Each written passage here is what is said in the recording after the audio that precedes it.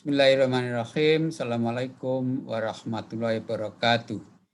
Ibu Bapak yang saya hormati, saya mendapatkan tugas untuk mendiskusikan komponen mutu lulusan dalam IASP 2020. Komponen ini dianggap penting karena apapun yang dilakukan sekolah, pada akhirnya yang dilihat orang adalah mutu lulusannya. Komponen mutu lulusan punya 3 subkomponen, yaitu karakter siswa, kompetensi siswa, dan kepuasan pelanggan. Karakter siswa penting karena apapun kompetensinya, siswa harus punya karakter yang baik. Orang sering mengatakan bahwa walaupun pandai, tapi karakter yang nggak baik juga tidak disenangi orang. Karakter siswa punya 4 indikator. Yang pertama, kedisiplinan. Yang kedua, religiositas. Yang ketiga, kerja keras tangguh. Yang keempat, tentang perundungan, bullying. Indikator pertama, disiplin, artinya siswa disiplin mematuhi tata tertib sekolah dalam berbagai situasi. Tidak hanya ketika dilihat oleh guru, tetapi juga ketika tidak ada orang melihat. Misalnya ketika di kantin, ketika di perpustakaan, ketika di lapangan olahraga, dan seterusnya. Indikator kedua, berperilaku religius, artinya siswa itu mengikuti norma-norma, aturan-aturan agama atau keyakinan yang dianut. Hanya saja saya ingin memberikan catatan, tidak hanya terkait dengan ibadah yang bersifat ritual, tetapi juga yang bersifat kesosialan. Katakanlah, siswa juga tidak hanya tertib dalam sholat bagi yang beragama Islam, tetapi juga berperilaku baik, punya empati dengan teman lain, punya kepedulian sosial kepada orang lain dan juga lingkungan. Termasuk juga punya toleransi kepada teman yang punya agama lain atau punya keyakinan yang berbeda. Indikator ketiga, yaitu kerja keras, tangguh, tanggung jawab, itu terkait dengan apa yang sekarang disebut dengan GRIT, G-R-I-T. Penelitian Angela DeGrasse itu mengatakan bahwa ternyata banyak orang yang sukses bukan karena dia cerdas, tetapi karena dia tangguh, pantang menyerah ketika menghadapi kesulitan. Oleh karena itu, maka tangguh, kerja keras merupakan indikator dari karakter siswa.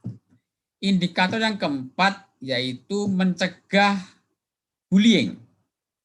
Artinya apa? Dia tidak membuli temannya dan bahkan melarang, mencegah kalau ada orang lain membuli temannya.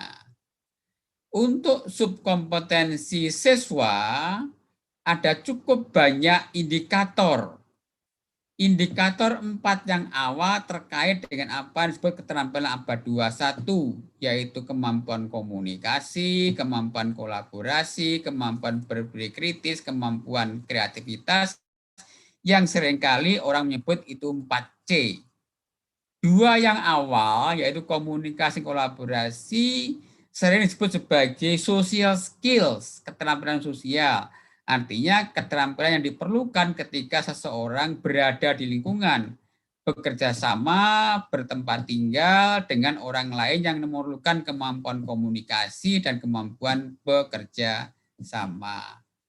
Kemampuan berpikir kritis dan kemampuan kreativitas orang sering menyebut sebagai personal skills. Keterampilan personal yang diperlukan ketika seorang menghadapi problema, memahami sesuatu, termasuk mencari solusi dari problem yang dihadapi.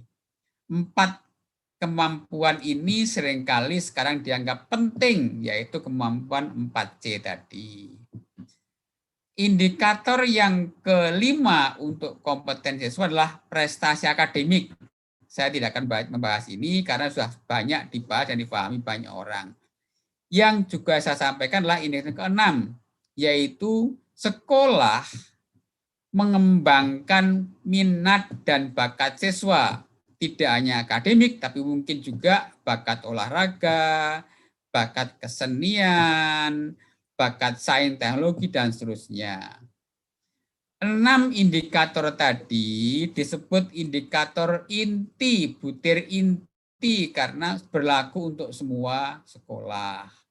Untuk SMK ada tambahan 1 butir, yaitu memiliki kompetensi sesuai dengan bidang keahlian yang dipelajari, yang orang sebut sesuai dengan kompetensi keahlian.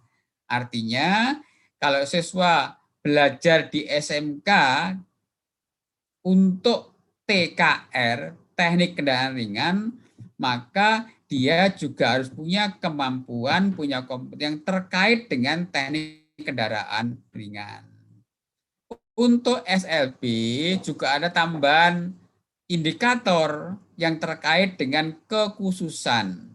Jadi kalau siswa itu di SLB tunanetra, tentu harus punya kompetensi yang terkait dengan ketunanetraan. Demikian juga kalau siswa itu masuk di SLB tunarungu, juga harus punya kemampuan kompetensi terkait dengan ketunarunguan.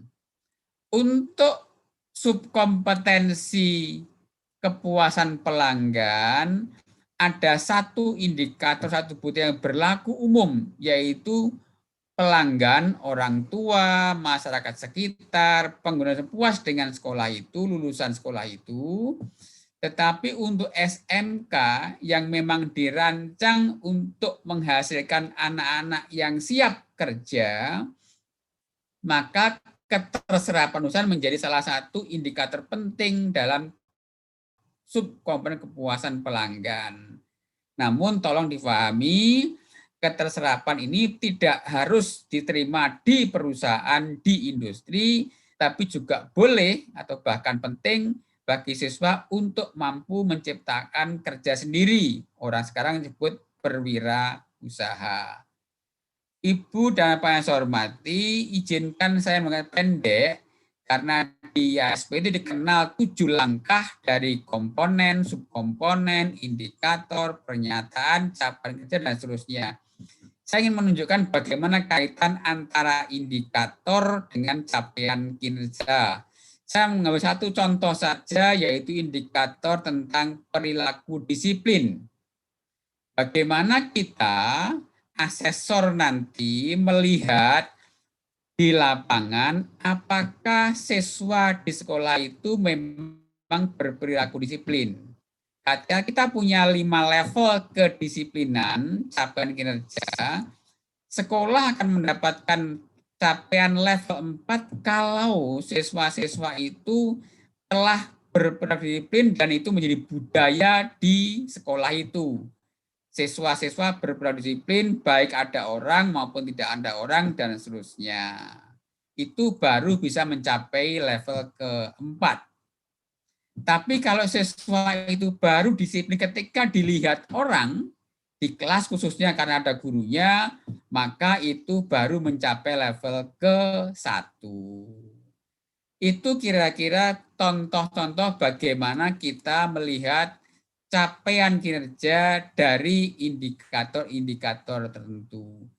Yang selanjutnya nanti teman-teman bisa membaca sendiri di instrumen IASP 2020 tentang bagaimana level-level capaian kinerja itu. Terima kasih, kurang lebihnya mohon dimaafkan. Assalamualaikum warahmatullahi wabarakatuh.